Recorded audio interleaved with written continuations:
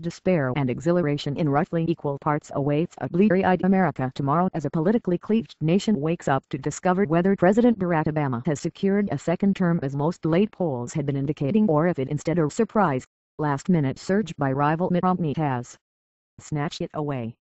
With dawn will come history.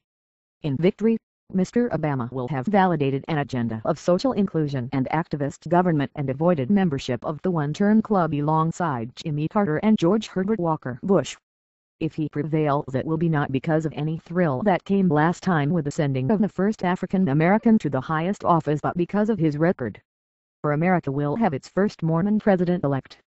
And as both candidates repeatedly rehearsed over the past months and weeks, America will finally have made a choice between two visions of government as distinct as any offered in a presidential race in recent memory.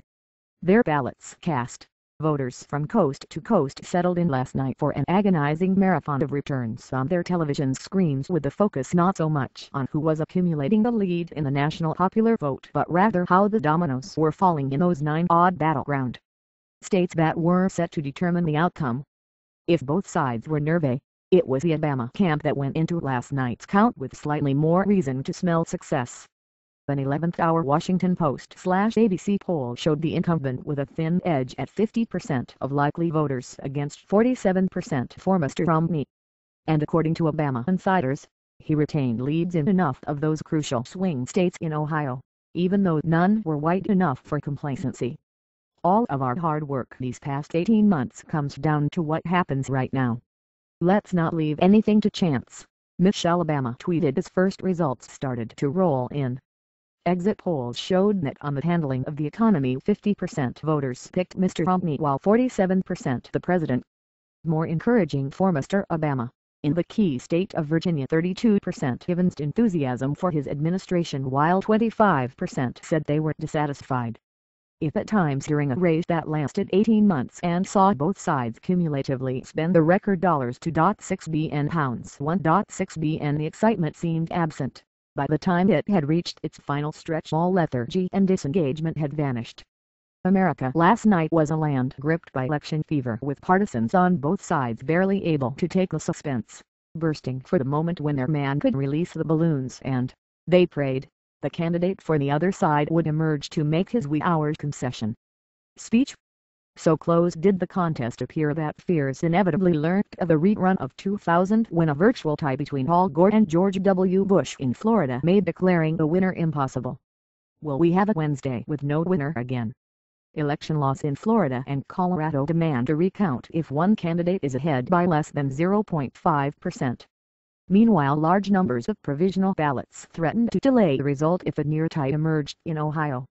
As voters queued at polling stations yesterday, sometimes for several hours, the candidates were still leaving nothing to chance. After Mr. Obama secured television exposure with his campaign office visit here, he made for the Fairmont Hotel to conduct serial satellite interviews with radio stations across the land. Mr. Romney took his jet one last time for similar visits with supporters in Cleveland, Ohio, and Pittsburgh, Pennsylvania. Just as the acrimony between partisans of both parties has flared throughout the campaign, the visceral hatred for Mr. Obama among some conservative loyalists has been one of the more striking notes of this race, so the love lost between the candidates has been close to nil. The disdain of Mr. Obama for his foe fairly burned in his eyes in those 3 debates in October, serving him poorly during the first in Denver and better in the latter 2. But yesterday, the president struck a more conciliatory chord as he paid a surprise visit to one of those local campaign offices in his home neighborhood in South Chicago. "I'm looking forward to the results. And I expect that we'll have a good night," he told reporters. "But no matter what happens, I just want to say how much I appreciate everybody who has supported me, everybody who has worked so hard on my behalf. And again, I want to congratulate Governor Romney and his team for a hard-fought race as well.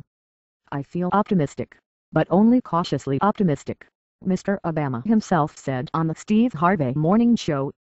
"Because until people actually show up at the polls and cast their ballot, the rest of this stuff is all just speculation."